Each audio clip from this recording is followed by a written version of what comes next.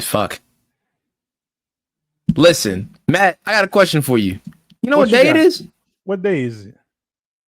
It's the best day of the motherfucking week. It is a recording of the Cinestro Core coming back at you with more movie news. We're talking about things to do with the Batman, AI and how it's ruining animation, Zootopia, Hamnet, and other shit you may or may not care about. Matt, play that recording, my brother. Cinestro Core, the cast, it's your weekly gold mine. Stay tuned in, stay tuned in. They got the beats, got those comic spins. I stay tuned in, stay tuned. Good ass theme song. Thank you for that. You want to hit that? My esteemed brother, my esteemed brother, Azriel. Thank you. Welcome, my brother. The folks at home know. Appreciate y'all for once again tuning into our mindless rantings and banterings. Y'all know y'all love this shit. But before we get into the main topic, welcome back to another episode of Cinestro News Network. AZ, what is the murmurings I've heard about something going on with whatchamacallit? What's that company with the bald man as a CEO? Amazon. What are they doing? I thought you meant LexCorp. It does feel like it. LexCorp. So there's a lot going on within the world of anime. A lot of good anime are going on hiatus. Some are getting remasters and remakes. And One Punch Man finally decided to start actually animating their episodes. But one of the most revolutionary things that's happened within the past week relating to anime is the rollout of AI dubs across the platform of Amazon Prime Video. Let's get some booze in the chat for that. Booze in the chat. Hold on. Hit the soundboard. Booze in the chat. Booze in the chat.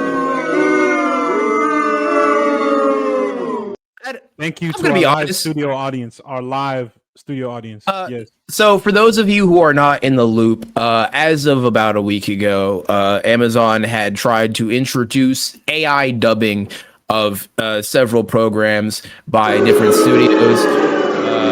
And these anime include, but are not limited to, the American English and Latin American / Spanish dubs of Journal of the Mysterious Creatures. Don't know what that is. Vinland Saga, which is fucking peak and hurts me to my fucking core. Yeah, bro, that's crazy as hell that they're doing that to Vinland Saga. No Game, No Life. Don't know that also, my favorite gay crime anime, they did it to Banana Fish. Banana Fish is a beautiful gay love story of two gangster men, and it's beautiful. I love it to death. What I don't love is the dub, which sounds like it doesn't even sound like a person. It has the most flawed vocal delivery I've ever heard. Oh no, Makita, no. What? The lip flaps don't even match too, which is even more egregious. It is genuinely some of the most horrific shit I've ever heard. Yes, we're anti-AI, and that will always be true. We will never back down on this stance. But this is truly one of the most horrific things we've ever seen. It's just so unabashed. They're so unapologetic about it, and the fucking product is dog shit because of it. You know, we understand why they do it, right? They're capitalist scum, and the only thing that matters is their bottom fucking line, and so they're gonna ensure and make sure that remains untapped. So it's a win. That's what's really frustrating and really scary about the situation, is that this is a win for them, right? Because ultimately they're all about saving money and making the most money, and not having to pay actors accomplishes exactly that. But artistically, it is horrific. It's dog shit. Just have to they don't care about the quality. And plus, they have all these people that are hate watching it, right? Which, I mean, granted, hate watching, I'm guilty of it too. I saw Stranger Things recently, and I didn't care for it, quite frankly, but I still watched it regardless. And hate watching is a little bit of a finicky thing, because while you may not like the product and you are actively aware of that, the company, the corporation, the producers of that media do not see that at all. They see number go up. And if number go up, that means money go up. All they know is that they're getting more and more eyes on this, right? They don't care that they're getting these eyes on them of negative attention, because until their pockets are hurt, they don't even care. But what is interesting is, as of 9 hours ago, time of recording, in this article from Polygon, there is an update on the situation. So studios, so Kadokawa, which distributes No Game No Life, said that it had not approved an AI dub in any form, and the streaming platform High Dive, which also shows some of these anime that Amazon had the rights to, also said, "Hey, we didn't know about this in advance," and they said they're looking into it with Amazon, and they have also pulled back the. They've also listen. If you can't trust a corporation, who can you trust? Sure. But in response to a lot of this backlash and a lot of the legal gray area where Amazon's like, I mean, you didn't say we couldn't do it.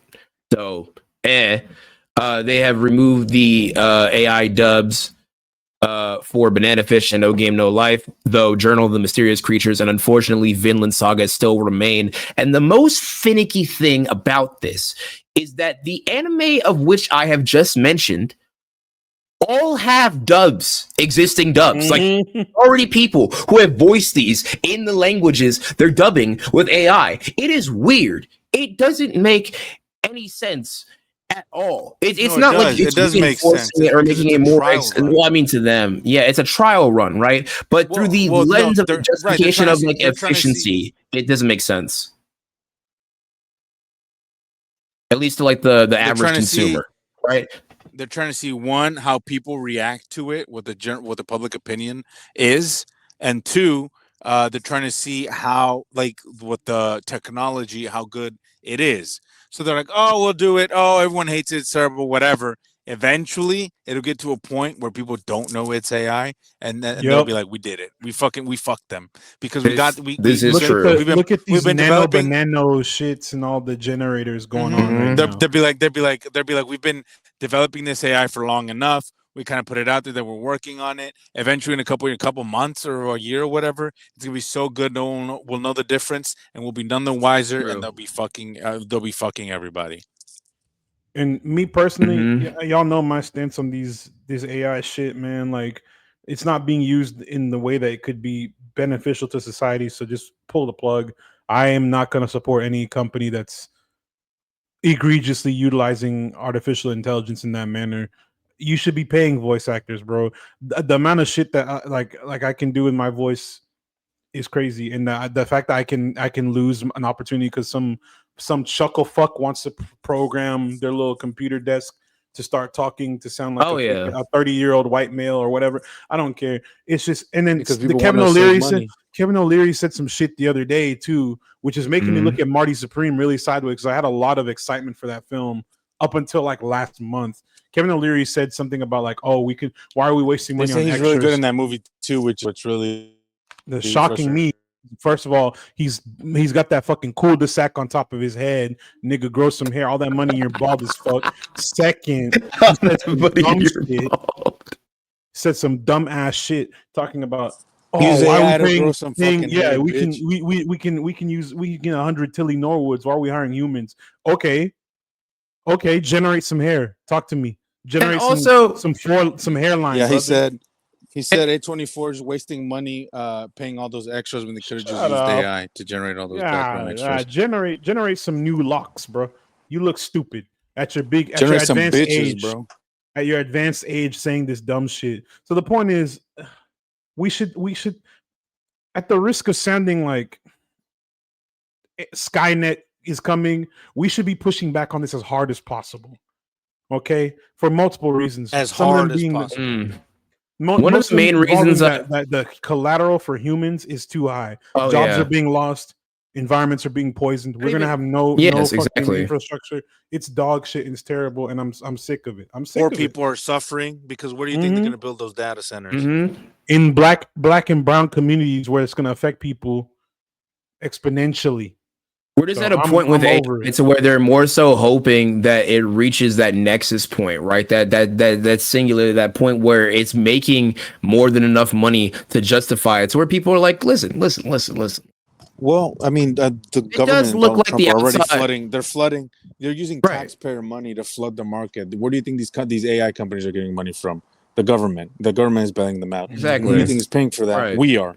Our tax dollars are going to funding the very thing that are going to displace, kill us, poison us, and put us out of jobs. It is like It's it is like accidentally pay. It's like going and paying for like a homeless man's lunch, but then that homeless man gets enough energy to go into that liquor store, stab you, and and steal your wallet. It's weird. It's Maybe like he needs that money more than me.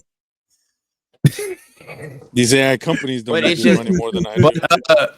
But a number of high-profile voice actors have condemned the dub and have gone as far as to like cancel contracts and subscriptions to Amazon altogether. One of my personal favorite stances on it is Johnny Young Bosch, who, if you may or may not know, if you truly know ball, that's the American Dragon. Bro. That's Big Zuko. All right, that's Big Nero from Devil May Cry. Show some. He's Dante right now on the show, but he's a fucking Johnny Young Bosch. He's That's also Power Ranger. But you said he's Zuko. No, that's Dante Basco, bro. Come on, man. Step your voice actor game up, man. Non-knowing ass. What are you doing? Add it to the compilation. Add it to the compilation. At the end of every year, when you find a way to like clip every single time AZ said the wrong name or different. It's gonna be a lot. It's gonna be so many voice actors. Yeah, I usually do know this. Listen, I think it's that C4 coursing through my frontal lobe. I'm gonna have an aneurysm on screen. I think that's what's happening. My neurons are firing too fast. But he was talking about on Twitter how pointless it must feel to have something like this displayed when there are so many promising young voice actors. Like, what does this say to them? Like, what hope do they have? Right, and it's a very doomer take on it, but also just a point of view that I can see, and quite frankly, I don't know, man. I hope like at some point they can other people can join in the worldview that me and the rest of the Cinestro core and like a lot of other people have on how dangerous AI is, and hopefully they join us in that. But that's a joining that I want to happen. A joining I don't want to happen is Scarlett Johansson is in negotiations to be in the Batman Part 2, and I don't want her in it. I don't want her in it. With Zoe Kravitz not returning as Catwoman, that leaves room for a new femme fatale, or at least a lady focused character to some degree. So it's horrific. It's interesting. It's a sad day because look, I know how people are gonna say, "Oh, y'all are crazy, y'all are tripping." First of all, before I say my piece, I'm gonna say Graham's statement. This is the breaking Cinestro news. Graham is wrong for the first time.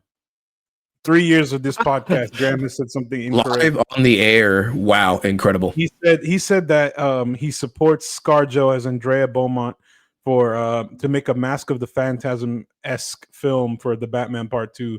I agree with the Mask of the Phantasm part because that shit's hard. One of the best animated Batman films. What I don't agree with is I would say just Batman films in general. The Phantasm became like a mainstay of one of the smaller ones from like the DCAU. Like the main one everybody remembers from making that jump is like Harley Quinn, but Phantasm has featured in a couple of comics, just little small appearances, but nothing major. You guys know that I'm pro pretty interesting. I love representation, and I think having one of our greatest Asian actresses in this movie is a win. But I think we could have picked anybody but fucking Scarlett Johansson. Actually, Graham, I love you, brother. The only Asian actress in existence. She's not Asian. Actually, she's my favorite trans tree actress. Tree actress. Yeah, right. Transfloral actress, my bad. Transfloral. Yes, we must be respectful. God, I hate Scarlett Johansson so much, dude. She's literally the worst, bro. Why is she anywhere? Honest, guys, look, is Batman 2 cooked? They lost Greg Fraser, cinematographer. They lost Zoe Kravitz, and they're replacing her with fucking Scarlett Johansson. I don't know if they're necessarily. It's okay. These are downgrades. It's not. Brother. These are suspicious. It's not confirmed at the very least. These are suspicious. These are very. This is reportedly she's in negotiations, right? But I will say the strongest thing, like we haven't even had a confirmation on like a villain, right? We haven't had a solid confirmation that it will be Mr. Freezer. That it will in this movie. That's right. The villain.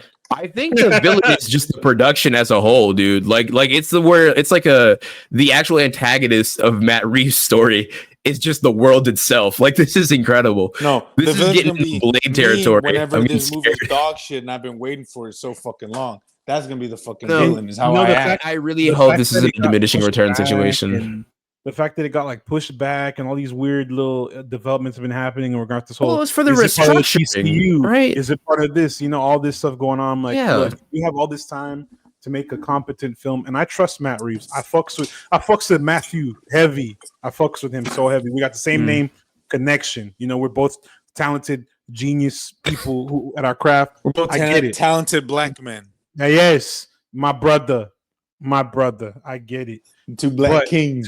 If let's think about this. If we put Scarlett Johansson, who was just in Jurassic World Rebirth. I got my hands moving like Donald Trump right now. Oh Jesus Christ! And Donald energy coming off you right now. I know. I was like, what is going on? If Scarlett Johansson is put in a main role in this film, it's gonna distract. It's gonna be rough to watch. She's going to sell hard. I'm not gonna like it. I watched Transformers 1. The only bad part of Transformers 1, besides it ending, was her. She's a voice. And she's a voice. Listen. Maybe we should revisit that AI conversation because first off, it is impressive. It is impressive to be a real human playing a bot and to have an almost indistinguishable voice caliber from an AI bot. Mm-hmm. I mean, she was probably just channeling her character from her. I don't know, but I don't know. I don't hate Scarlett Johansson. I don't know her personally. I just find her insufferable because every time I've seen like a quote from her or something that she says, I'm just like, you're paid to talk. You'd think you'd be better at it by now, but you keep saying bad things, and that bums me out. Oh, and it's just like. Also, mind you, this year I also saw her in, what was that movie? What was the one that I was so pissed off about because they finessed me? All this stellar cast, Benicio del Toro, Phoenician Scheme. Yeah, she was in Phoenician. Phoenician Peen. The real scheme was the marketing for getting you in that theater. The real scheme. The scheme was getting me in that theater, and I found out I got finessed. I was so mad. You're sitting there with your fucking heads in your hand, with your head in your hands. It's like creams in your ass is what the fuck. I was writing. Phoenician Scream, more like. You got going so hard, like you're looking at the closing. You're looking at the closing credits and you just see like produced by Ed and Eddie. You're like, oh god damn it, bro! I was writing Wes Anderson's name down in that green book I have. Your time is coming, nigga. Like I know about you. For legal reasons, it's not a death note. It's a ill will note. Love note. No, not harm. First in legend, Wes Anderson. Problem. That'd be tragic. It's a not peace. A problems book. So Batman 2, I don't know. Scarlett Johansson. I don't know. We'll see. It's just a rumor right now. We hope it's not true. Out of all the actresses, honestly, like out of all the interesting, cool, talented actresses that you could put in a Matt Reeves Batman movie, Scarlett Johansson is just not anywhere near the top. You know, I will so much better. I will reiterate, I do enjoy ScarJo in the movies that we talk about a lot, like the Marvel movies. Mm-hmm. I know we saw her in Lucy in her. Lucy's just a fun movie though.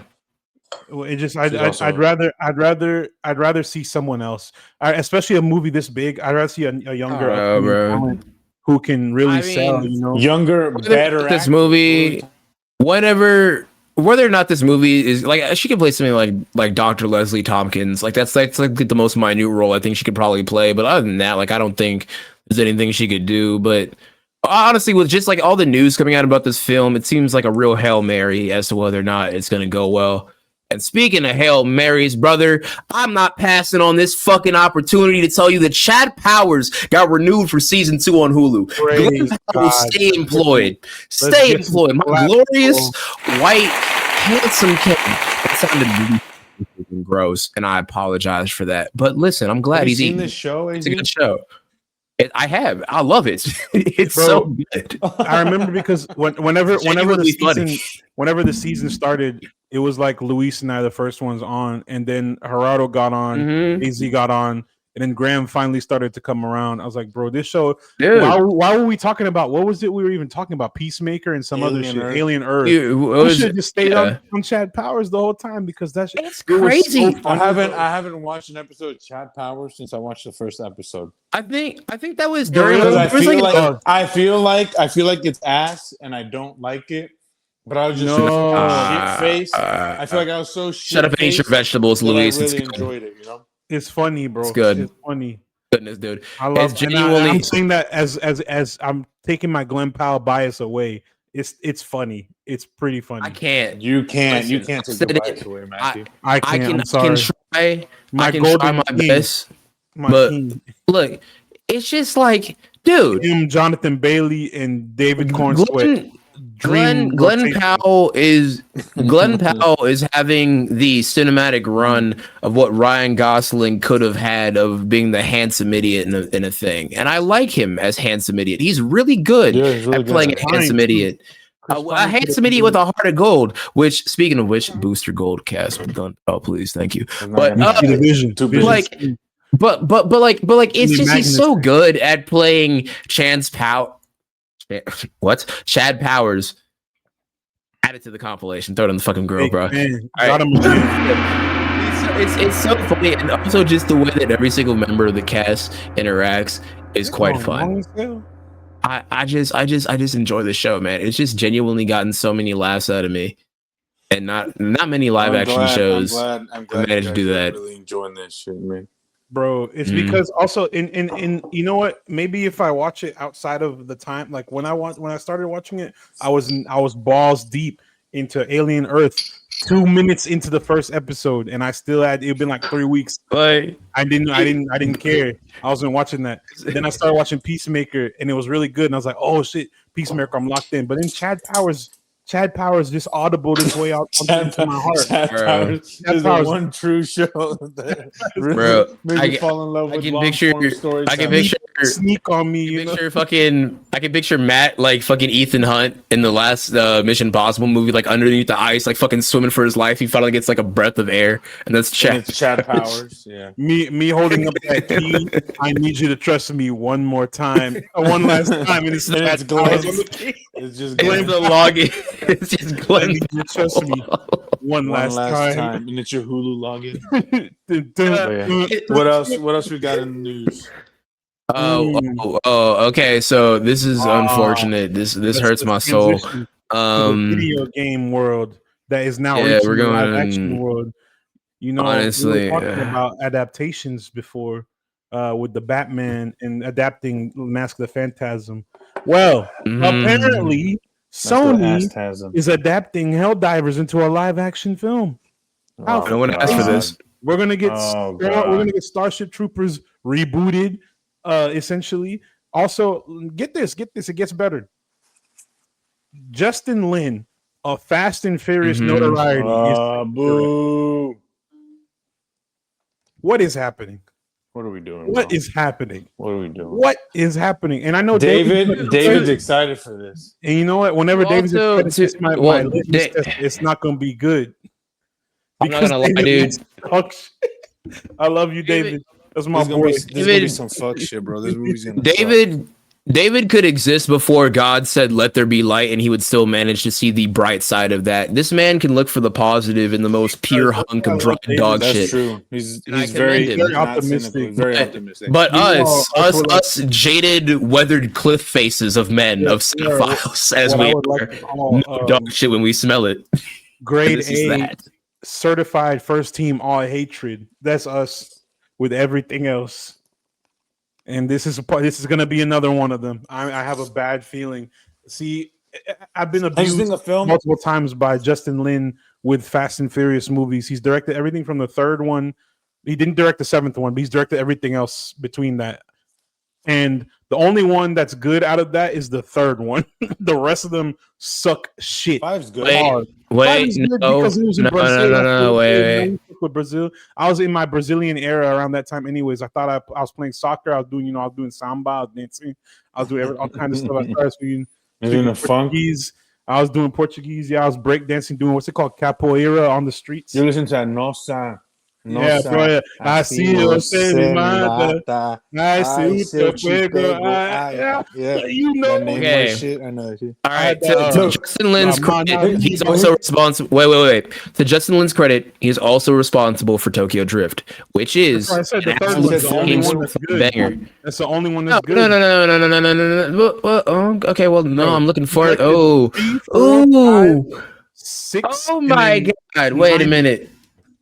This is the most painful. Just listed off. Made Space Jam a new legacy. Oh God. Yeah. Look. Oh What I'm gonna God. say about Justin Lin. I'm right. I think just from a filmmaking perspective, I just don't think he's right for the like Helldivers. Everybody who knows it knows that it's a satire. Yes, you mentioned Starship Troopers. It is very similar, very in that vein. Justin Lin, I don't know who's going to write this. I think it's going to be very important for the tone of the film and to get that satire down right.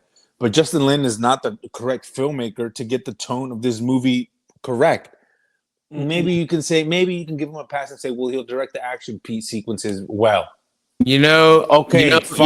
But a movie is more than just the action set pieces. Mm-hmm. You have to have tone, you have to have character, you have to have plot. Like, these things matter. And if you have a director who doesn't mesh well with the material, then your movie's gonna not work. And I think that's exactly what's gonna happen with this film. And Helldivers, the inherent vibe of it is to be as absurd as you try to make it. There are people who take it very seriously, and to those people out there, congratulations, you're no fun. You're an idiot. When you're playing it with your friends, the absolute chaos and lunacy of what you're doing is what the real drive is of Helldivers, which is why my dream combination to make this film is if I were to make this an elevator pitch, right? I want a combination of give me a Saving Private Ryan war scene, right? Mm-hmm. With Mel Brooks level slapstick. Mix those two together, and that's what you get with Helldivers, because it is absolute fucking lunacy and horseshit, and it's great. And I feel like, walk with me. It's a long walk, but walk with me. A good combination is the man who made it's Trachtenberg, right? That made Badlands, correct? Yes. All right, get him. No. And then for the action part of it. Watch for the action part of it, right? Okay, Trachtenberg, and then. But for the satire and a little bit of funny. No, don't hate me. Nope. Go. Who's it's not Lindelof. It's not him. Jesus. The nigga who wrote who writes The Boys. Kripke? No. Shut the fuck up. Absolutely Next. not. No. Get the fuck out of here. No. You just pissed me off. Stop. Next. Is that news corner? Let me save AZ. Now, you know who say I would Kaczynski, get? I swear to God. No, I'm actually not going to say Joseph Kaczynski. I promise you. Thank you. I would, because it would be cool with F1 and all that, but I'm not mentioning that. Now, oh my God. Contractually obligated to stay F1. So this is who I would get to direct the Helldivers movie, Adil and Bilal, for two reasons. Because Bad Boys 3, Bad Boys 4, the camera work, sick as hell. Wait, they're directing the fifth one? They directed the third and the fourth. Yeah, that's what I'm saying. The third and fourth one. Yeah, so the camera work in that film, especially the scenes of them tossing the gun flipping back with Will, looking at Will's face and shooting to the first person POV. That shit would work so well with the Helldivers movie. And then the fact that they can do comedy into it, because Bad Boys is an action comedy. Helldivers movie is going to be an action comedy. It has Yep. to be funny. Yep. You cannot make it just If they straight make it serious, So, I will lose my but mind. the thing that's really going to cement that, the director part aside, of course, I want Dylan Bilal. Who is writing this shit? Who is writing this movie? James Gunn. Dead ass. No, but I'm saying that'd be. Oh, I was pretty going to say, I was like, he's dead ass writing. He would be really good. Good. Yeah. I would We're love cooking it. right now. We're cooking too Yes, fucking he should. good. We're cooking Real way good. too because that's an elite combination. That's how you got to make a movie. This is the problem with these studios. They see, oh, this guy's directed 50 films and about 10 of them have been really good. Maybe this will be a good fit. No. That's like saying, let me let M. Night Shyamalan direct fucking the next Oppenheimer film. You know, it's going to suck. It's going to suck. It's gonna suck balls. It's not. It's just them looking more so at the dollar signs and revenue that this guy has made from his films as. Yeah, that's literally what it is. These movies, as shit as they are, money maker for a studio. So of course it looks like, oh, Justin Lin has an insane box office draw, but these movies, when you look at them past the surface level, they suck. They're not fun. Good. They suck. They are not good. Right. So you need Helldivers to be given to somebody a little bit more competent for that type of thing. Type of thing. And speaking of being more competent, I don't know if this sounds like more competent. I know Luis is gonna say no. A Portrait of God film, which is a horror film based on a viral short film from Dylan Clark on YouTube. The Sam Raimi part I can get down with. First of all, let me preface, I don't know anything about this. I just saw it. I thought it was interesting because Jordan Peele and Sam Raimi being paired. Those are two directors / producers that we talk about frequently on this channel. And I felt like it was pertinent to bring that up. Plus I've been diving a lot into horror this year. So I'm really dialed into anything talking about horror films. What I thought was interesting was that what was Jordan Peele's last film that he directed? Nope. Let's see. Nope. And what was Sam Raimi's last film he directed? Multiverse of Madness. So, how do I say this? They're not bad films, but we've had differing opinions across this channel. For both films. So Portrait of God is from 3 years ago and it has 8.7 million views. I feel like I've heard of Dylan Clark maybe through like Wendigoon's channel or something, but I don't think I've ever seen any of his films. He's made quite a few films.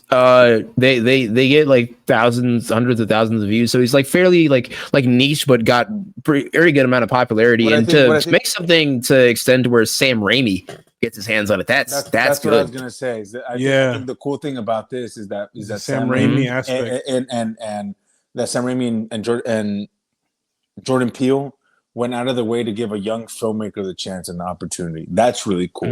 It's when kind of like the old guard stewards the newer younger generation, and it's like, we're going to grant you opportunities we wish we had, or opportunities that weren't available to us when we were young filmmakers. We see something in you, we see something in this story, we really like it, we respect it, and we want to give you the resources and the opportunities to tell the story that you want to tell. And I think that's really, really cool. So I think that's kind of like the big takeaway from the story is that, you know, Jordan Peele and Sam Raimi saw something in this filmmaker, saw something in this film, and want to give it an opportunity, and want him an opportunity to kind of tell it in a much more, you know, thought out, in a much bigger, broader way. And I think that's really cool. Yeah, that they're using their producing powers for that, you know.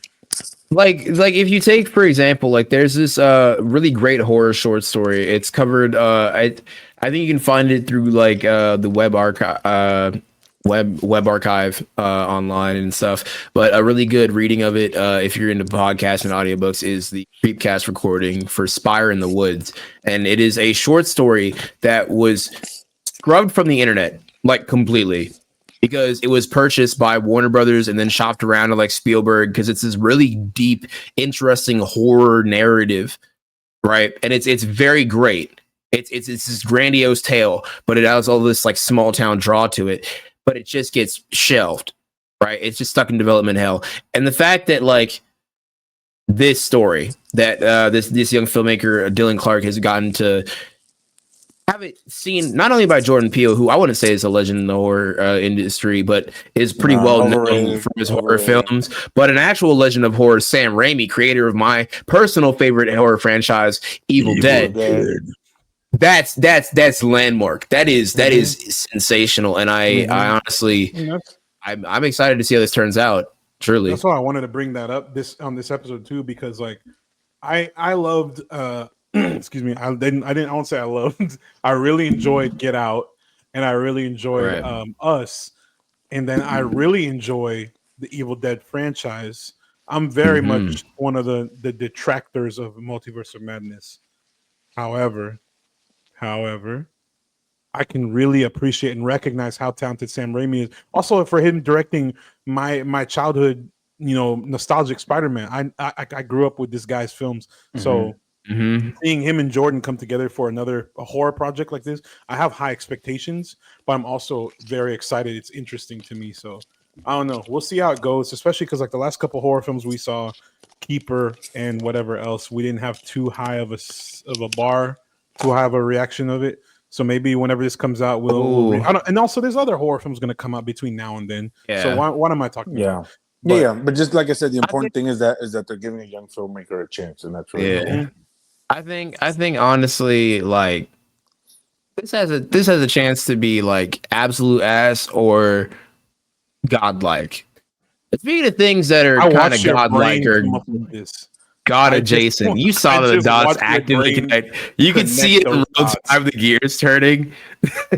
There is when Jimmy Neutron has a brain blast. I was watching he said, you can see me like looking around. I was like, the words, I can see them, every equation, like beautiful mind. Yeah, that scene in like The Accountant when he's writing on the board. Exactly. But there is a new, and I'm honestly surprised that this has taken so long, but there's a live action series in the works that has been announced for God of War that will be based on the Norse mythology era game. So God of War 2018 and its sequel Ragnarok, as developed by Santa Monica Studios. Following Kratos and Atreus, just because that's the things that most people know. Now, there has been absolutely no information truly given on this. We just know that it is cooking. That's about it. We know nothing about it. The only other thing that we do know actually is that I believe it is the cinematographer or one of the writers. It is some member of the crew from Shogun is working on this. Yeah. Wait, it's Amazon, right? Yeah, it's gonna be AI to shit. They're going AI that shit. Over.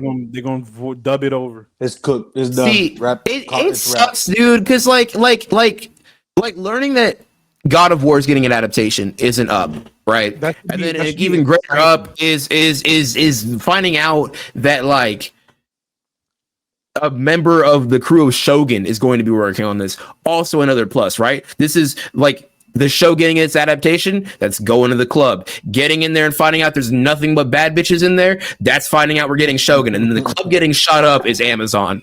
Could be having a good time.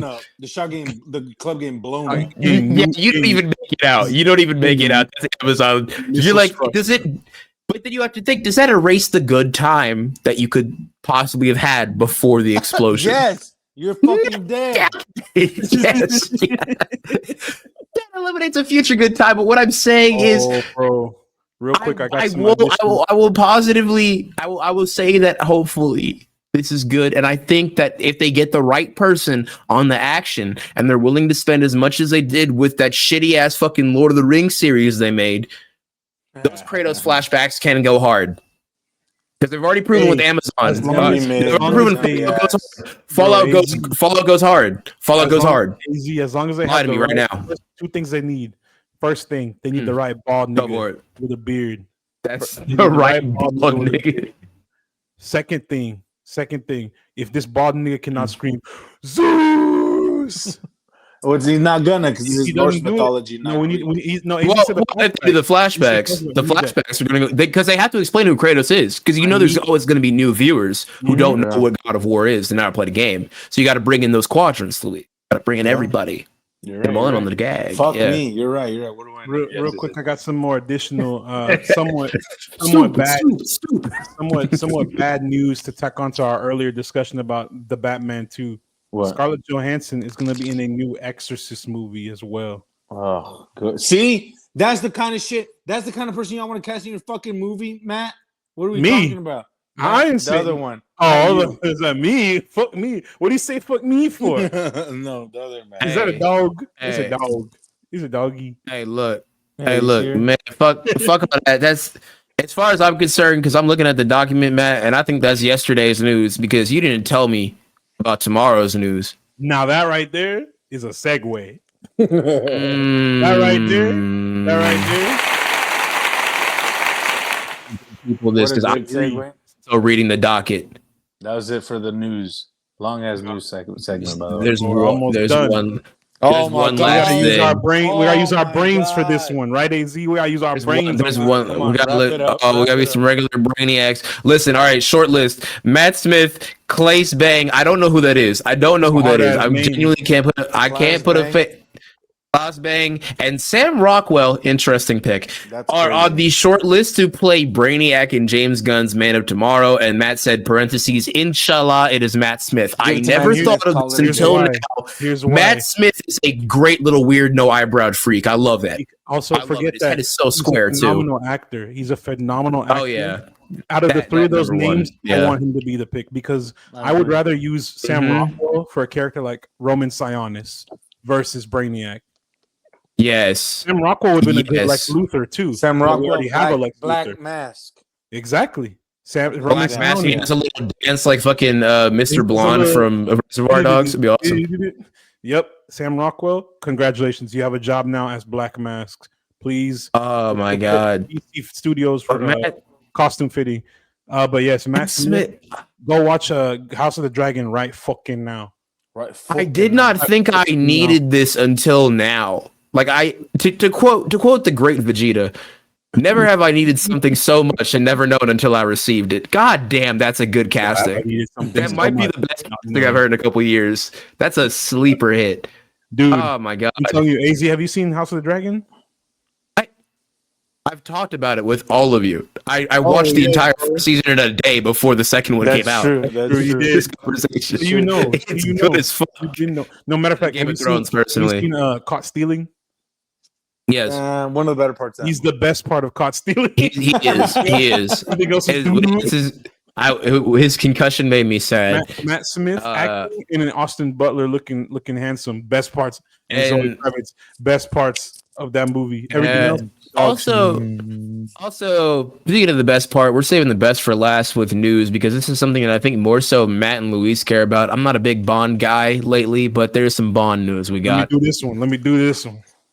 Because this ties into what I texted y'all earlier. I'm not sold, but Callum Turner is rumored to be the top choice for Denis Villeneuve. Callum Turner is rumored to be the top choice for Denis Bond. Let's go. And me personally, I don't know, bro. I'm not sold yet. Something I need to see him in more shit.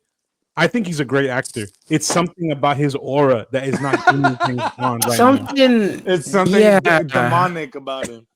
Something in my Look him spirit. up. Something in my spirit. He's banging on Dua Lipa, so he's okay. That's in my what book. it is. Oh, He's okay in my okay. book. I recognize him now. I had to look him up. Dua Lipa's fiance. Damn, that's crazy. Yeah. Winning. He looks like he's a more handsome version. He's a more handsome version of that guy from 13 Reasons Why, like the good ending version of him in the face. David Dylan Mignette or whatever. No, I said very cute. Look.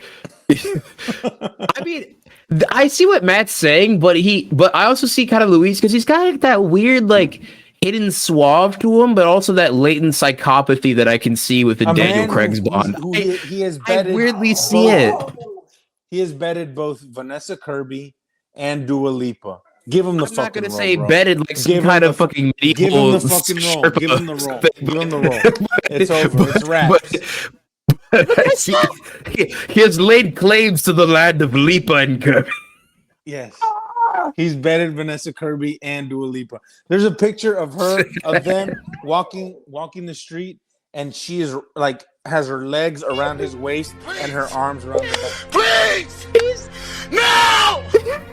They say they introduce him like a fucking House of the Dragon character. It's like, this is Sir Callum of the Turners, first of his name, better of the Leaper and the Kirby. Damn. What kind That's how of day Luis I'm just introduced him. What kind of day I'm having?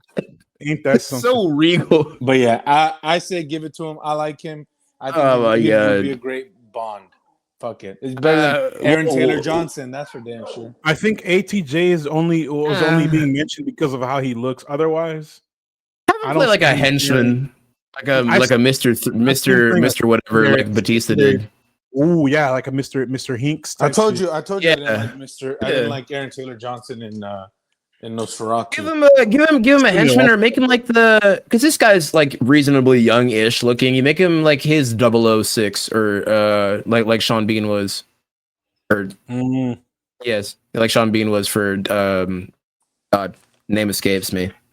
Pierce My favorite Bond. Pierce Brosnan. Big fan. But all that brings. Big fan. But with all that, well, look. With all that said, that brings our new segment to the end. That took an eternity, bro. No. Nice. Oh, damn. That works too. Right. I was gonna say because it's Callum Turner once again. Speaking of Callum Turner. Yeah, speaking of Callum Turner, we're talking about motherfucking eternity right Talking now. about Callum I don't Turner know what movie this is. Doonies off. Yeah, he was. I've never heard of this film until now. So that's it for the news corner. That's the little theme song pending. We're still working on that. Yeah. I think now we're talking about the movies. Eventually we'll do a theme song and like a quick little like a boo-doo-doo, like a little low flash. That's this is delicious. Oh, this is Miles Teller, one of my favorite sweaty white men. Don't give me brother, don't get me started. Let's start on this movie. Eternity. First of all, ratings off rip because it seems like Luis has feelings and he might go in. What's your rating? To know. I want to know the justification. Give me a rating. Off rip. It's a 3. Yeah. Off rip. It's a 3. 3 stars. That's above average. No, That's that is average. Horrible. It's right in the middle. Is average. Is right as average. 2.5. 2.5 is what I say is that. Right down the middle. Okay. 3 is above average. No, because 3 has 2 stars to the right and 2 stars to the left. 3 is literally right down the middle. That's quick. Never thought of it that way. That's actually a good point. Okay. Matt, did you also see this movie that I just found out exists? I did watch it. I watched it. What would you rate it off? I cried some real nigga tears, bro. Would you rate this movie? I was emotional in that bitch. Would you rate it? 24 always knows how to get me, dog. I don't think you understand. I might rate the fucking movie. Would you rate it? I rated the movie. I rated it 3.5. Okay, nice. 4. So what? Talk about the movie real quick. This movie is. I don't have my laptop in front of me. Who directed this movie? Oh shit! If I know. Anyways, it's got Miles Teller. It's starring Elizabeth Olsen, Miles Teller, Callum Turner, Divine Joan Randolph. I almost said Devine. Oh, Jesus. It was directed by David Franey. That guy. I can't say that. This is basically about what happens when we die in the afterlife. Everybody dies. There's no heaven. There's no hell. But you get to pick an eternity to live in. For example, a capitalism world, mountain world, beach world. Queer world. Huh? They had queer world. Queer world. Yeah, they have. They're racist world. They have, they had 1970s workout world. They had what? They had all these kinds of Satanism world. Yeah, Satanism world. They had all these crazy Catholic world. They had all these you get to pick a world to live in for the rest of eternity. There's no heaven. There's no. You can't move eternities. You can't switch. And so Miles Teller and Elizabeth Olsen are old people. He dies. He goes to this place beyond, and he's waiting for her. And she also dies. And then they're going to go into eternity together. But she had a previous husband, previous to Miles Teller. Way back when, who died at war. He died, and then she married Miles Teller. And then she married Miles Teller, yeah. And then they grew old together. They had a life, and then now they're trying to see which man she will spend her eternity with.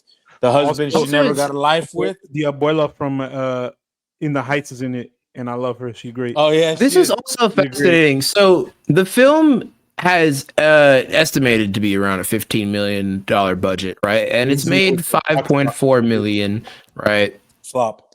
But Yeah. not it's I feel like it's definitely one of those like a warfare, right? Where it will be loved and critically acclaimed because it's just a good movie. It's gonna get not be. It's not that good. I think it's good in the sense that it tells the story. It doesn't like take too long to get to the main parts. Right. It's funny and parts where it needs to be funny. Tell us why you liked it. Yeah. Yeah. Give me where it needs to be funny. It hits the emotional beats just right. It doesn't take itself entirely too seriously because it's a romantic comedy about what happens and what happens once you pass on. That's a hard subject to navigate, because there's so many different beliefs and even they even mention that like we have Hinduism, we have Buddhism, we have Shintoism, all this stuff in there. I'm like, that's a very tactful way to handle this subject. But also, I know it's not expecting to be fucking Dune. They're not expecting to make Marty Supreme out of this film. And they do it. They do what needs to be done, and we go home. We had a good day. We had a few laughs. I shed a thug tear. I left the theater. I was happy. I had my little drinky drink. I cried. I walked out there. I was like, good. It's money well spent. Money well spent. It's not like when I walked into fucking Springsteen, think I'm gonna have a good time because it's one of my mid-steam. Okay, I think for those same reasons is why I enjoyed it as much as I did. I went into this absolutely ready to hate this fucking bullshit, bro. I was like, typical Luis shit. I hate Miles Teller, bro. I knew that. I can't fucking stand him as an actor, bro. I think that's why I don't think he's good. I think he's mediocre, and I think he's overhyped. He should not have a career. He's mid, honestly. You can get any other one. I don't like him. But that being said, that's how you feel about the guy. That being said, so I was expecting, cooking this fucking shit. Dog shit is gonna fucking suck dick. I walked in there, I had a good time. I was expecting absolutely nothing. I think it's a little long and it drags a little bit in the middle. A lot of there's a lot of plot holes, like a lot of the stuff like how the world works isn't very well, isn't explained very well. It's not established very well. Yeah, it's almost 2 hours. You kind of have to put the pieces together on that part. And I think the human relationships aren't strong enough to kind of have you get over that, because sometimes you're like, well, what if this happens, or what if why can't you do that? Why can't you do this? What about that? Like, there's a lot of stuff that's not explained. And I think that also kind of comes with. I think that's kind of sorry to interrupt, but it's like I feel like that's kind of there's a similar premise within like horror, right? When you have like an abstract concept such as this, right? Where you have the pieces there, but you should leave more and more up to an audience's interpretation, and you should explain just enough to still keep the mystery and suspense as to why that thing is terrifying, right? But also enough as to where like it still makes sense within the rules you provide for in the narrative. And the same thing goes to like another film genre where you have to have something that's like tangible and easy enough for the audience to understand, but enough to where they can form their own conclusions and still be engaged without thinking too much about like why A, B, and C doesn't work. And I feel like that's being very generous, though. This movie's not meant to make you think, though. This isn't a movie that's meant to. Well, that's what I'm saying. When you have a concept, from what I'm getting described of this film, of like set afterlives, right? Like afterlives, like you decide, right? Yeah. And how there's different rules and logistics for them, but some of those rules can kind of conflict on each other. I do think to a degree. Do you think they over explain the concept, or like they put too much emphasis on it to where like more and more lights were being shed on the holes in it? Like, what do you think was the major hole? It's under a lot of it is under explained. They're just like, here you go. Yeah. I think the movie could have benefited from being slightly longer, only to explain, and I know what you're saying. Your fucking mind. Hold on, let me explain. It is already 2 hours. I knew that was going to be your reaction. No, I knew that was going to be your reaction, because I'm saying a little bit longer to explain, or better yet, where you said it was too long in the middle, in the middle section, maybe rewrite it to where they explain what happens after you go, because they kind of throw you in there. I felt like how Miles Teller and Elizabeth Olsen felt once they passed on, because I was like, what the fuck is going on? Here's the thing. Maybe not so much rewrite it, but or like make it. It's like make these characters and their dynamics a little bit more interesting so that we don't think about the flaws in the world. So that we're so invested in what they do. Because look, I'm gonna call her off rip. I knew exactly who she was gonna pick from the get-go. I did too. I just didn't know they're gonna go about it that way. It was pretty obvious, and I hate the fucking them trying to mislead us and be like, psych, gotcha, this is the actual, and then be like, psych, bitch, got you again, this is the real. And that's really annoying because it's like, we knew where you were gonna go, we knew what you were gonna do. Don't, like, you could have spent that time developing, like I said, much more interesting characters, much more interesting relationships, or maybe exploring and explaining the world a little bit better, you know, and explaining these things that made the world much more cohesive instead of doing this loop-de-doop fucking bullshit trying to, you know, it felt lazy and it felt kind of dumb. I also think Divine Joy Randolph and the actor who played Ryan were incredible, knocks out fucking movies. They still a fucking movie. They're underutilized and they're fucking hilarious. This movie, John Early. This movie is very, very funny. Love John Early. It made me laugh. That's what I'm saying. It's really funny. It hits the right notes. Yeah, and I think a lot. That's the thing. A lot of films are missing recently, at least for me. And don't get me wrong. We've seen some good films this year. We've seen a lot of. This has been a very good year for film. But we've seen a lot of bad films too, and it just makes me like look at these studios like, how hard is it to make a film that's charming and fun? You go out of your way to make some shit like War of the Worlds, another Amazon project, mind you. Oh, notice the trend here. Trillion dollar company, dog shit production. Right? What does that tell you? Money not spent well. Jeff Bezos, come talk. Lex Luthor. Bald nigga. I smacked his head. It's like a screenshot. I hit that shit like Michael Jordan, brother. Anyways, 2K logo. Stop. Don't go on a tangent. Go. my fault. But no, the whole deal I'm trying to make is that like movies should be just like, of course we have these low budget films that we know are going to be ass. That's another story. But these big studios and these big productions, and mind you, we've watched how many A24 films? I don't even know this year. We've watched Friendship.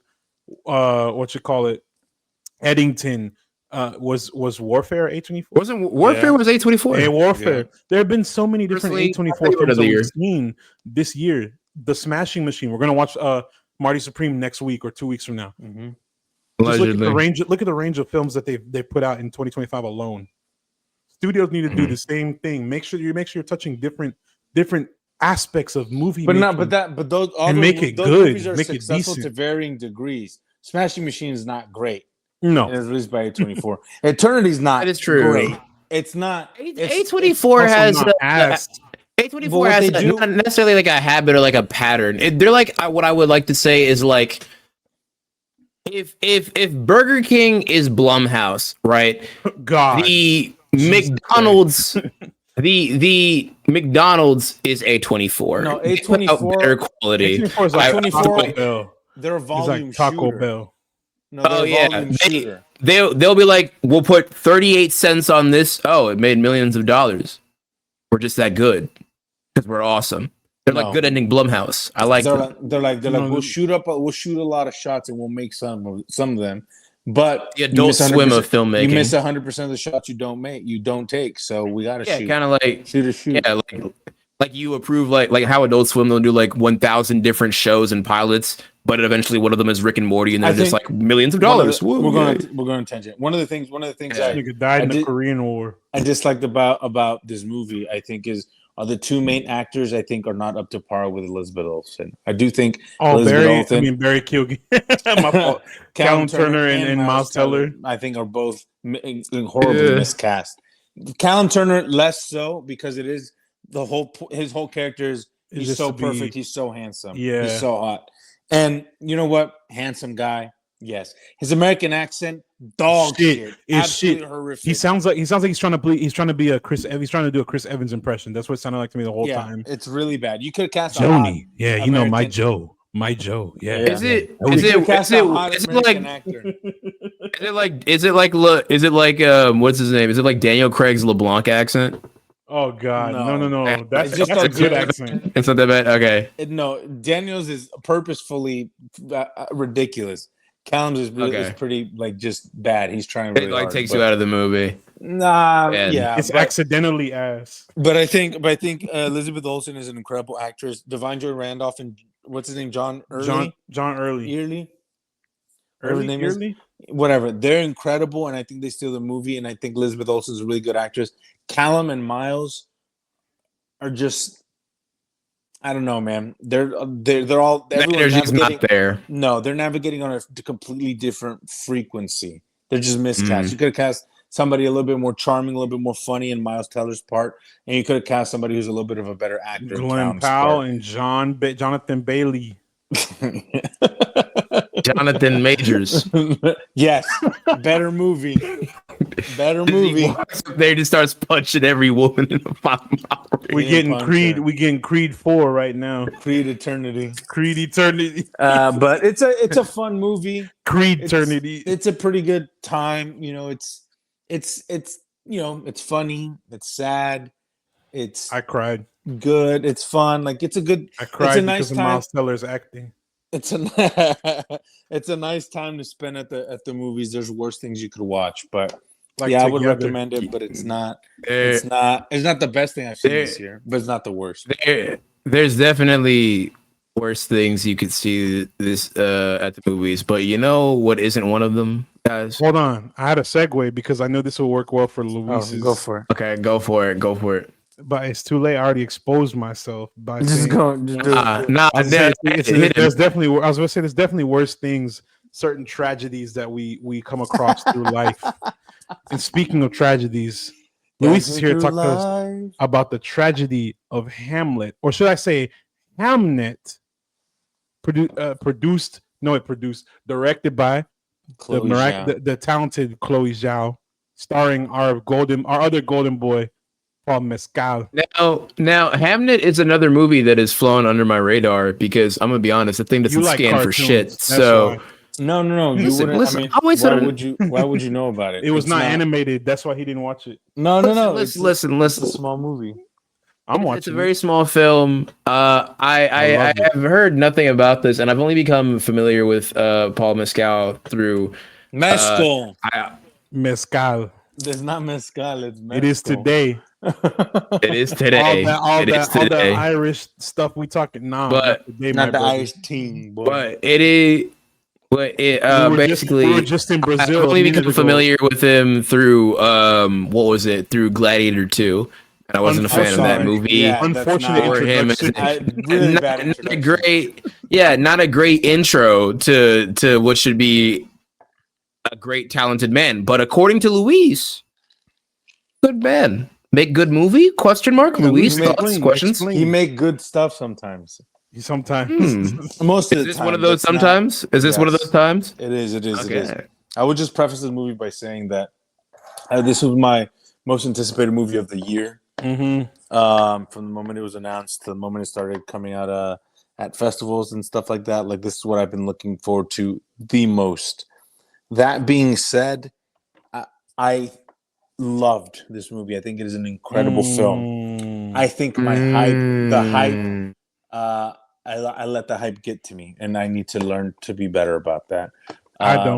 It's not, like I said, it's an incredible movie. It's probably top 5 of my favorite movies I've seen this year. Ooh, wait. Sorry to interrupt.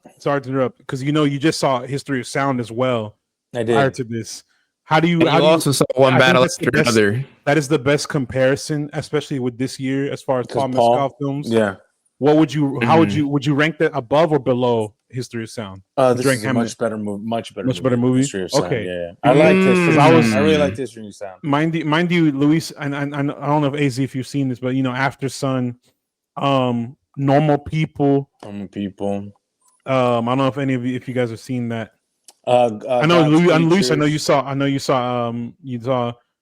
What's it called? After Sun. You saw All of Us Strangers too, right? All of Us Strangers, God's Creatures, The Lost Daughter. I'm locked in. He's locked in. I've been new. I have never heard of this man until Gladiator. No, he's awesome. Gladiator 2. The Gladiator 2 is just the biggest, I guess, thing he's at the time. done so the biggest far, thing. yeah. Okay. But like And also, whenever it came out, we were like, this is not what we were expecting from a talent like Paul Mescal.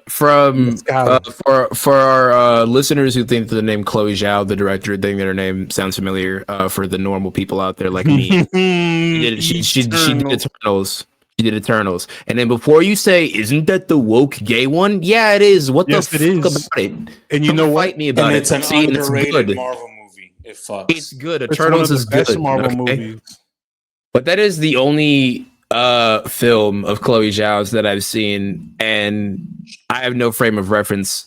Her film is one a movie she directed 4 or 5 years ago called Nomadland won Best Picture. Also won McDormand. Her was it Academy Award for Best Director? Yeah. So and she won. Oh yeah, Chloe Zhao also won for that movie as well. She's an incredible filmmaker, and I think so Hamnet is an adaptation of a something of Farrell novel, which is about basically the making of the play Hamlet. But not only that, it's Hamlet. So spoiler. I mean, it's a book. Like I'm gonna spoil it, but we have to in order to ease the discussion. They have William Shakespeare and his wife Agnes it's them about them meeting, starting a family, having children. One of their kids dying, Hamnet, thus inspiring William Shakespeare writing of one of the greatest plays of all time, and one of his greatest works, Hamlet. Actually, I think it might be his greatest work. You might for those of you who did not, because I don't think they probably teach fucking Shakespeare in schools anymore or teach at all, but for those of you who don't know, you may know the reboot of Hamlet known as The Lion King. You're welcome. Basically, yes, and literally. But Shakespeare's the fucking blueprint. Show some goddamn respect. Billy Shakespeare. So respect my boy Billy. It's that, and so it's basically you follow them as they kind of fall in love, start a family, lose a child, and kind of the aftermath of that. It's it's like a biopic of sorts, kind of. Not really. I think it's like a historical drama. Like historical drama fiction, yes, exactly. Okay. But it's one of the best looking movies of the year. It's so and Chloe Zhao. I mean, even in Eternals has some really incredible shots. Beautiful. And that's a Marvel movie. If you look at any of her previous work, she just has a penchant. What is it? Penchant for really beautiful kind of. She has a very beautiful eye. And she got that vision. Yeah, and this movie is no different. It looks incredible. And Jessie Buckley, the main actress, she plays Agnes, William's wife. She was in an Alex Garland movie, Men. She was in. She's gonna be in that movie, The Bride. Oh heck yeah, man! She's an incredible actress, and she's touted. A lot of people prognosticators are thinking she's gonna win Best Actress for this movie, and I agree wholeheartedly. I think she's the best actress of her generation. What the fuck is an Emma Stone? She is. I think she's 20 times better than Emma Stone. She's incredible. She's the best actress working today, and she's undeniable. And this movie is her kind of like putting her foot on their throats and just being like, I am her. I am that bitch, and you guys have to rip this from my hands, like this title. It's a acting masterclass from Jessie Buckley. It is her movie. Paul is more a supporting actor, a supporting role than he is a lead. And it is Jessie Buckley's movie, and it's just it's beautiful and it's heartbreaking, and it's very people are really allergic to earnestness. I think we as a culture, I think in this society, grow very kind of anti-earnestness. This movie says, fuck that. We're earnest. We're super earnest in this bitch. And I think it really pays dividends. And it's very down to earth and human story. It's and it's absolutely beautiful. It's heartbreaking, and it's just incredible, man. It's what capital C cinema is and should be. And I think everyone's firing on all cylinders, right? And Chloe Zhao is doing some of the best work she's ever done. Paul Mescal is in his fucking bag. Like, if you did not like Gladiator 2, watch this movie and your opinion of him it will change save your opinion of completely. him. Yep. Completely. It's a completely different thing. And then Jessie Buckley, you'll see this movie and you'll say, wow, she is like she is undeniable. Mm-hmm. This is a rare Azrael Ball knowledge moment, but I had to look at the pronunciation for his name. But the cinematographer responsible for this Chloe Zhao film's beautiful looks is it looks like it's spelled Lukasz's Zhal, but the pronunciation is Łukasz Zhal. He's a Polish cinematographer, and I was like, why does it feel familiar? Zone of I know who this is, right? He's made. I've never seen Zone of Interest, but one film that I've seen is Loving Vincent. Loving Vincent is fucking beautiful. It is a 2017 film. It's like an experimental animated one about Vincent van Gogh, and it's really fucking good. I also just really like Vincent van Gogh. I think his story is tragic and beautiful, and I love his art. But much like his art, this is a rare ball knowledge moment. That is a good ball knowledge moment. So I'm gonna. Zone of Interest is one of my favorite movies of that year. No, it isn't. I think also be looking at Zone of Interest. Yeah, but no, I'm intrigued. I gave Hamnet 4.5 stars. I think it's beautiful. If I have to be critical, I would just say it can be a little emotionally taxing at times, and those scenes and those moments, are that's fair because what's it called? William Shakespeare has a lot of heavy material. You were just in Othello, and you know how heavy that is. Yeah. Like that's just one out of the many different works that William Shakespeare's made. And if you go into this thinking you won't have to wrestle with emotions, you are in for a rough time. Yeah. I think that's a beautiful. I think that's a beautiful thing you mentioned. I think I'll just touch on that really quick. I think as somebody who is an actor, and who has done Shakespeare, it really helped me kind of like relate to and who is not a big fan of Shakespeare. I love his work. I think he's the greatest to ever do it. I just think as an actor, I like contemporary themes and contemporary stories much better. I relate to them much better, and I think there's more room for people who look and sound like me in these stories as opposed to Shakespeare. That being said, this movie and kind of putting a face to the name and to the myth and to the legend, and seeing what human emotions and situations inspired the writings of one of his great master works was just really like cool and cathartic, and just being like, whoa, okay, that is really interesting. And if you're not an English lit major, and if you're not an actor, and if you're not a Shakespeare scholar or interested in any of that stuff, do not let that deter you from watching this movie. Just watch it, because you will see that human beings, like these are the things that make us human, right? These are universal truths that we all have to face. Is loss, is love, life, and loss, and those things are beautiful, and they make us who we are. And it's beautiful. It's truly beautiful. Az, I know you're kind of in your cinephile era right now. I've been in it. I know, but you're really locking in right now. You're really locking in. Yes, and I really putting the cartoons down. I know. Really watch this one. I think you would really enjoy it. I gave it a 4.5 stars.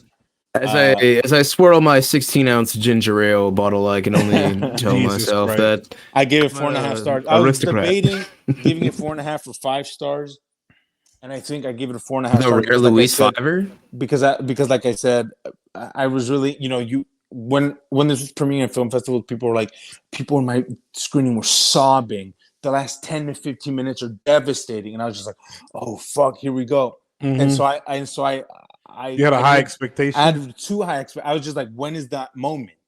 I was looking for it, as opposed to enjoying this movie and letting it wash over me. And that's a me problem, right? I need to learn to temper my expectations and just enjoy these things for what they are, as opposed to hyping them up and building them up. So, I mean, we know this with fucking comic book movies and blockbusters. It happens all the time, right?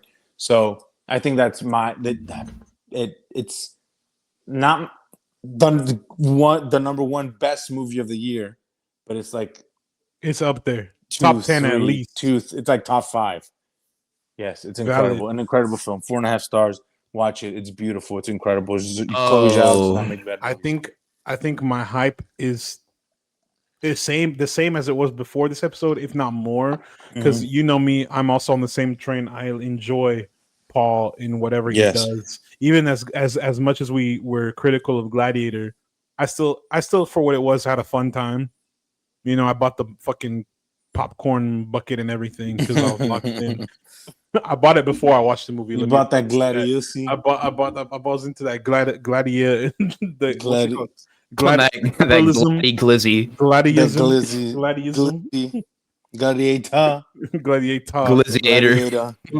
I was in there for Gladiator. All right. I knew a couple people in high school you could call glizziators. Caught him in 4K. Jesus Christ. I seen it. I seen the tape. But you know, yeah, I really do enjoy Paul and whatever he's been in, and I think this one I already had a high hype meter for it. So Maggie O'Farrell, that's the fucking lady who wrote the book. Sorry, it was like really. I said I know her last name was O'Farrell, and I forgot what her first name was, and it really sorry, it really ate me up. Maggie O'Farrell. I do think at some point. I think I'll definitely be watching this. I'd say my hype is about a 3, just because my first introduction to Paul Mescal was Gladiator 2, so my faith isn't 1000% restored, but that 3 is held up above average just because, well, Chloe Zhao for one, for 2, it's got my boy Big Jaw Van Gogh, respect. Also, and also Joe Alwyn. Oh yeah. So it has a chance to be very good. I don't know, man. It's not exactly like a wild time. It's not jumping at me, man. It's not jumping at me. I don't know, bro. I just think this doesn't have the hops. And speaking of hops, brother, listen, I want to preface this conversation by saying I refuse with every fiber of my being to ever say this again, even though I know I will on recording. But you heard it here, folks. Luis was exceedingly right. But the only reason he's right is because I can never be wrong, and that's because I say that Zootopia 2 is a fucking absolute banger. And the world agrees. The world agrees because a 5-day domestic gross of 156 million with a global debut. First day, Thanksgiving weekend, fucking mind you, of $556 million. This thing is whistle. I would be whistling right now. This is a deep impact asteroid. Actually, not even that. This is the asteroid from Armageddon level sweep. Like this is major. But I thought if you went woke, you went broke, bro. Listen. This is. I'll tell you this right now. I say, as the people who have seen Matt, you've seen this movie, right? Not yet. No. I had to choose. Oh, bro. When I went to the theater today, I said I had to choose one because life is doing things to me that I can't even describe on this channel because we'll get banned. But I had to pick one movie to watch today. Usually I'm watching like 2, sometimes 3 in a day. One. You know what that feels like? It's like when a crackhead has withdrawals. I'm addicted to this cinema shit, bro. I'll be watching. I'll be doing 2. No, Luis be posting his now watching. I'd be doing the same shit. I'm like, I'm trying to catch up because I need to watch. If my job wasn't doing this to me right now, but if it wasn't fucking me in the ass, if it wasn't fucking, if my job wasn't digging in my shit, bro. My fork with some spaghetti just twirling me around.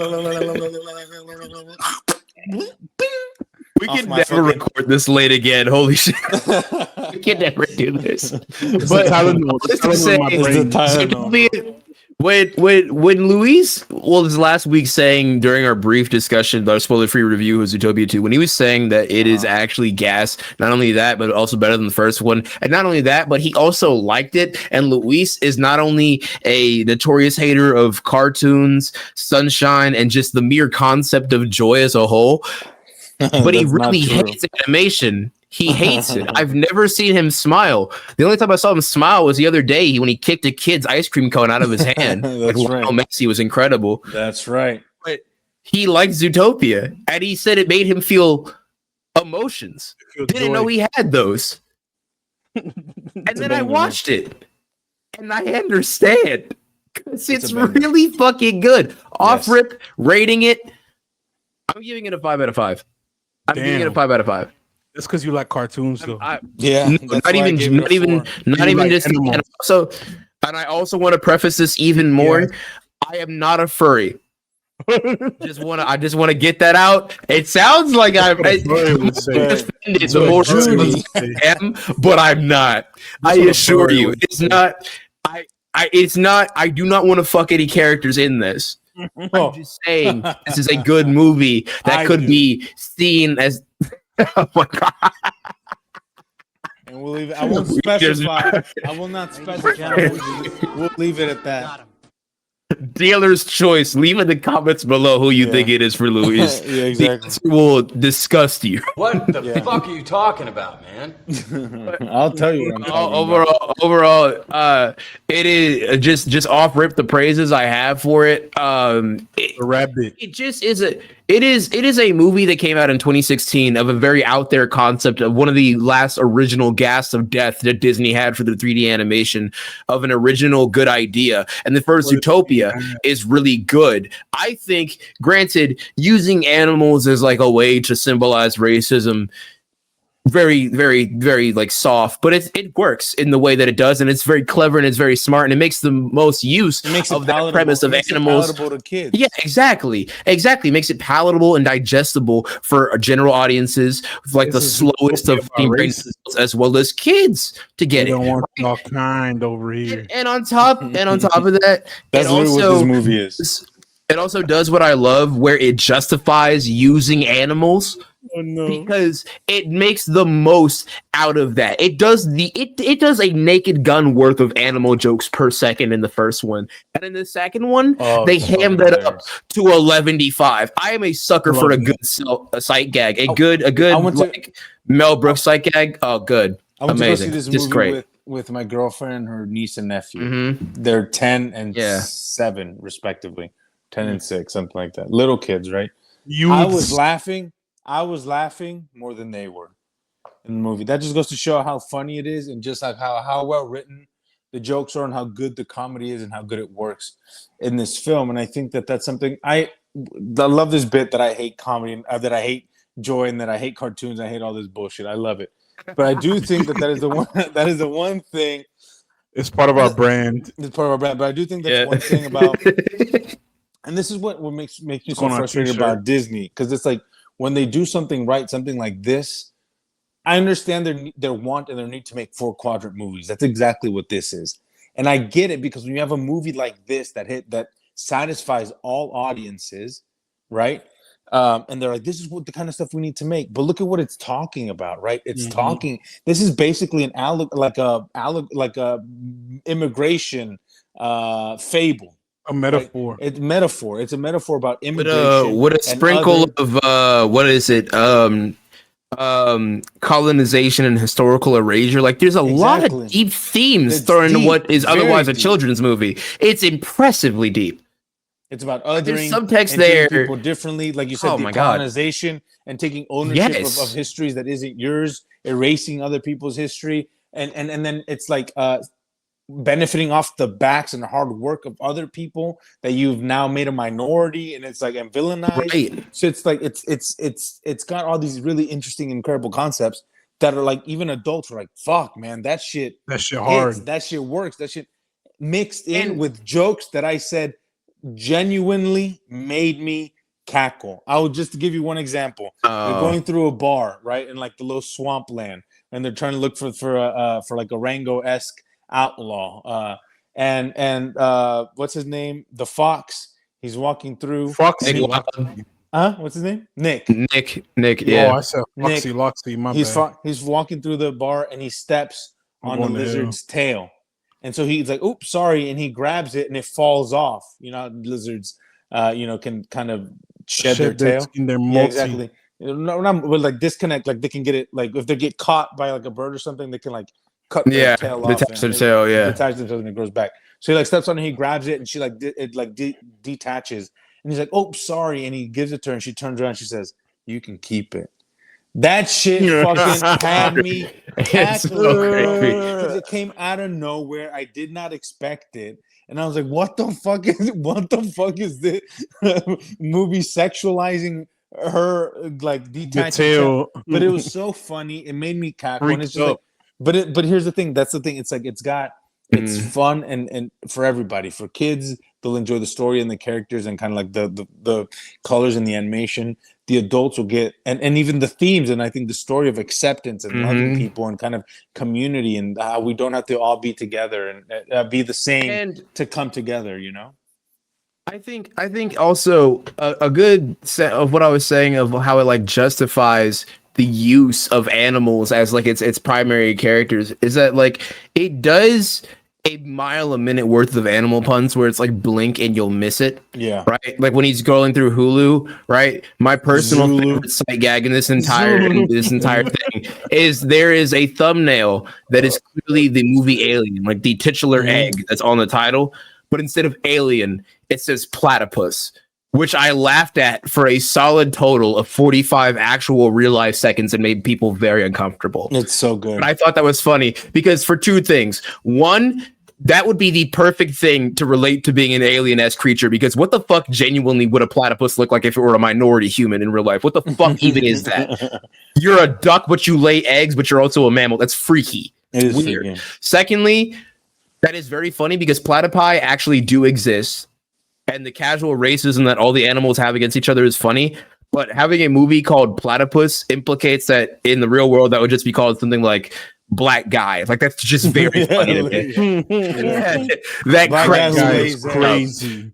Black guy is They crazy. call it Black Guy or like that Mexican, like just something like that.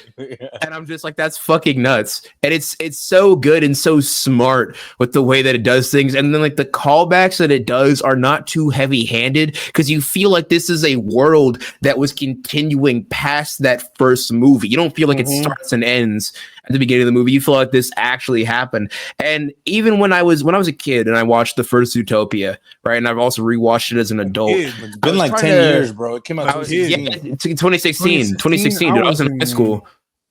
God damn, I was in sophomore year college. Same. Yeah. Jesus It's Christ. been a minute though. 2016 is crazy. That's 10 years ago. When that, I'm old as shit. Almost. Yeah, but basically like that rabbit meme. That rabbit meme. I was trying to think of like what minorities or like what stereotypes match up to which animals, Black right? people. And I was trying to figure out like what it directly is trying to reference, right? But then I started to realize, especially with this, right, the animals as a whole represent the other. You could see that as just like the historical erasure of how inventions by Black, Brown, and even just like European white Americans, just because they were of Irish or French descent, have been erased from history and haven't taken credit by other people. The movement of like, let's say the snake and reptile populations, like their essential mass deportation being put on like the reservation, right, of them being essentially put outside the city in the swamp dwelling area, right? You could compare that to the people of even Palestine, right? How they've got the Lynx took over their land, gentrified it and pushed them and made it more suitable for them as well. Like the actual climate, the literal climate, which could be an entendre towards the political and socioeconomic climate. Rice Village. This is the reason I'm rating this 5 stars is because we're in an era where Disney is not just the autism that plays a factor, but it's not the main crux of it. It's the fact that like Disney are such absolute fucking baby back bitch cowards. Yep. Bob Iger, your license is revoked on this channel. They're so creatively brain dead to where the majority of the piss they've had swirling around in their head they think is the sound of a cohesive thought, and they regurgitate it as a film, right? They've not made a banger in quite some time. And for them to reuse and recycle and do all these live action remakes and finally look back at what they did that worked and be able to not only replicate it, but do it better is amazing. Twitter. Yeah. I've seen lead turned into gold, basically. Yeah. I'm impressed. I think it's really hard to ignore kind of like the political undertones and overtones of this film, and it hits and resonates really powerfully today. Yes, with the Nazis running around displacing families and separating families, and just kind of like the history of this country, and how white people built their wealth on like the backs of slaves and immigrants and stuff like that. Like that's also pertinent and powerful and really resonates to like today. And the fact that they were able to do that by telling a story that's propulsive and engaging and fun and exciting and emotional, and characters who are so fleshed out, they're so developed, their relationships are so beautiful, and so kind of it's great, man. And this is the kind of stuff that's like this. If Disney were to stop being such fucking pussies and realize that if the more specific they get and the more woke that they get, like the more broad these movies are, because people can relate to stories about being othered and different and treated, and like exiled. Exactly. And like these stories resonate with people differently, and I think they need to stop being scared about letting people have authorial ownership over these stories. And I don't know, man. It's just honestly, it surprised the hell out of me. I was not expecting this at all. When I remember my girlfriend was like, "We're gonna go to movies with my nephew." I was like, "Oh fuck!" Not because the kids, they're awesome. I love them, but I was like, "Really? A movie theater full of children's children? movie, I gotta watch right? a kids movie?" And it was it was one of the best times I've had all year. It was awesome. It was so good. It's so good. Also, the way that they, I just can't really put into like mere words how there's a lot of subtext you can read into as an adult in this movie, right? Not even just like semi-lewd jokes that you catch on like a little like, hey, what's that going on there, right? But there's a point where it's one of the characters. I believe her name is it's something Woody, the little beaver. I can never remember what. I know who you're talking about. I forget the character's name. Yeah, but she's like a conspiracy podcaster and like a podunk like swamp person, right? Like you're real like salt to the earth, like Midwest to Deep South like kind of person. And one of their funny character traits is she is the whole time very casually racist about like every animal that is not a beaver, like a lot. Like a lot. She's like, "What's up with snakes? Can't trust them. What do they wear? Do they wear one big old long sock if they're cold? Is that what they do? Oh man, foxes aren't that bad. Unlike platypuses, can't trust them. What are you, some kind of duck? You a beaver? Make up your mind." I'm like, that's crazy. I don't like you put that into human context. Like that sounds insane. I love that. I love that as like a little gag.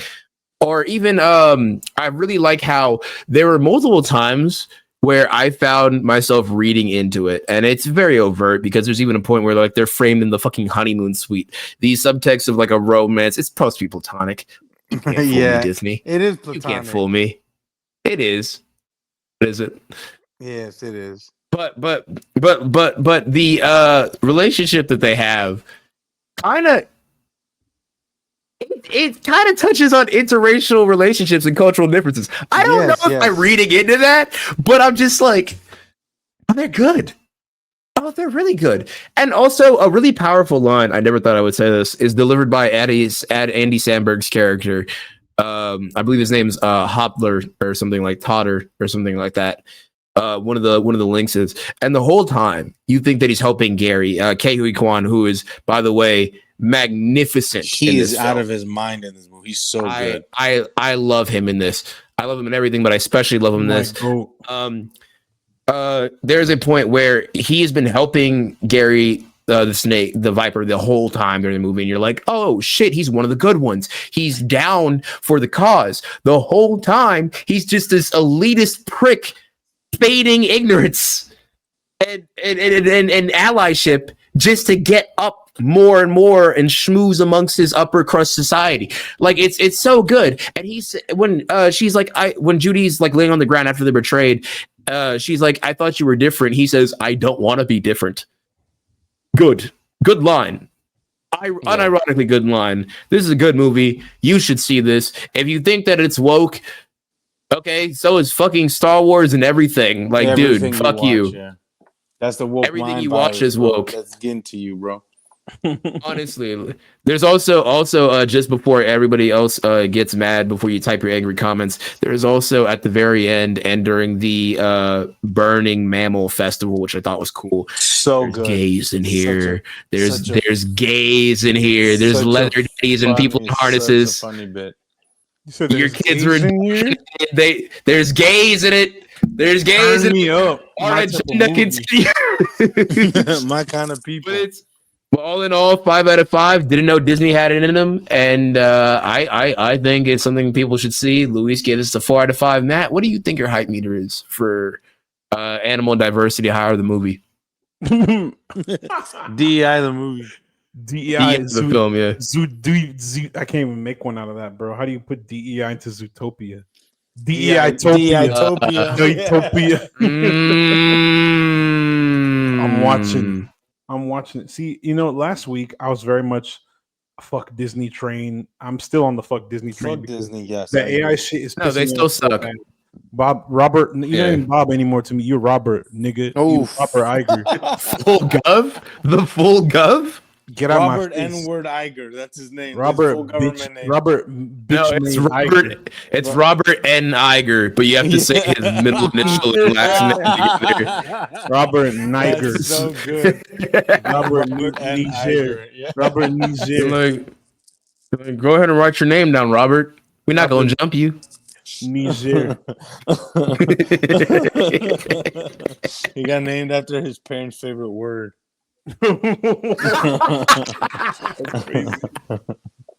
That's crazy though. No, Watch it, Matt. You'll like it. I'm very much like I said. It's crazy. I love Marvel. I love Marvel. I love the comics. Subsequently, I love the movies. So by default, I am a Disney enjoyer, and I love Star Wars. You can too, love so the art, but hate the artist. However, I'm a firm believer in that. I am very much anti-corporation, anti-capitalism. So how am I supposed to feel about this movie? I'm going to watch Zootopia 2. Let's put it that way. I'm going to watch Zootopia 2. Everything you own, everything you like consume, everything you watch is owned by a corporation, bro. I'm going to like it. I'm going to watch it. I'm going to like it. Buy Raytheon stock. As much as I BlackRock. as much as I Invest dislike in Palantir. as much as I think Disney is, as much as I think Disney's becoming a shell of its former self and becoming this gross, life-sucking parasite, I'm still going to enjoy that. Jesus Christ. I'm still going to enjoy that. That's how you really feel. Bro, when that Doomsday trailer drop, I'm gonna be the first one. I'll be Disney. Robert Downey Jr. I never doubted your casting. I'll be like, let's go. Doomsday, nigga, let's go. Goonsday, Avengers Goonsday. Avengers Doomsday. Avengers Goonsday. Hashtag Goonsday. You heard it here first. I'm tweeting that right now. He says on your left that it's just Anthony Mackie. To your left, it's him jerking and shit. Portals that are just da, da, da, da. It's one of those monkey app videos where you're just jerking and shit. All the portals are glory holes. They're just in the bathroom stalls around them. Anyways, that's a wrap. Thank you for watching and listening to Cinestro Core. Whatever. Follow AZ on all the shit. Yeah, that's all. Backstage Joel on all the shit. Follow our Mandem at Backstage Joel. David's still not here to describe what they got going on, so we will do it for you. They have expanded again to more markets. Yeah, they haven't hired us. Coming soon, inshallah. We are brand risk. We are a brand risk. No, we're a brand blessing. A brand blessing. Brand asset. See, Disney not smart by not picking us up. Amazon not smart by not picking us up yet. We get that cool demographic. When I get Bob David Zaslav on the phone and we get that HBO show, just know. Just know. But until then, Also, please tap in with Could have been you, Backstage OL. Disney. Could have been an FX show. We Yeah, fucked up. Also, Hulu, FX. speaking of We'll have tapping our- in, we'll have if you our want to, We'll have our own Rachel Sennett show. It will be called I Love Houston. Hey, if you hey, want to I tap love in, if you want to tap in with more content of much more inferior quality compared to what they do at Backstage OL, and even more inferior than what we do here, tap in with me. No, don't Singo, say that. no, I know what I'm about. No, I'm not inferior. inferior. I'm just kidding. I'm just kidding. Inferior. I'm just kidding. It's of equal quality. It's of equal quality. Yeah, it's you no. definitely It's don't no. put- You definitely yeah. don't put in more work to that. Into It's that. no. Yeah. It's no. It's no. It's no Vukish jaw, but it's no getting there. Chloe Zhao. But on Twitch and on YouTube, I do videos. I haven't been able to stream in a while because I have AT&T, the worst internet imaginable, and you can quote me on that. I fucking hate you people. But I will be Unless hopefully you getting better sponsor internet this soon. podcast, then we Unless love you. You're you the best. run me 30 bans, and I'll retract that statement. 30 bands is crazy. 30 bans. 30 bans. Actually, no, 30 bans, and I'll think about it. But Bitch But fella. here's the thing. Also on my YouTube, I talk comics and stuff. I recently found out that there is Marvel vs. Capcom comics where Dante from Devil May Cry meets fucking Deadpool. Didn't know that was a thing, so I'm gonna have to figure out what that's about because it sounds fucking awesome. Crazy ass link up. Crazy ass link up because they're basically the same guy, which is funny. And don't come for me on that, people in the comments. You know, to a degree, Come for almost his the same. ass. Come on him. Come on him. If you're above the age of 21, come for me. But Literally come for me. all, You know what all else you of should the- come for? Come to our Instagram and our Twitter. at Exactly. Cinestro And our TikTok. do that. And our TikTok. And Give our us that TikTok, big ass where a good chunk of this episode's clips might end up, because I'm gonna be honest, we are delirious from exhaustion. This is just You know, gotten out of hand. I just had me a couple of of that mean, and then I got me some of that mean in my body. So And just like what's on that, just like what's on the label of Matt's bottle, we've completed our mission of telling you all the latest Hollywood happenings. So that's gonna be it for this episode. Or thank you for your support, watching, listening, and entertaining our foolishness. And we'll see you hopefully earlier than this because I'm so tired. we'll see y'all at the movies. Peace. See y'all at the movies. Or we'll see y'all at the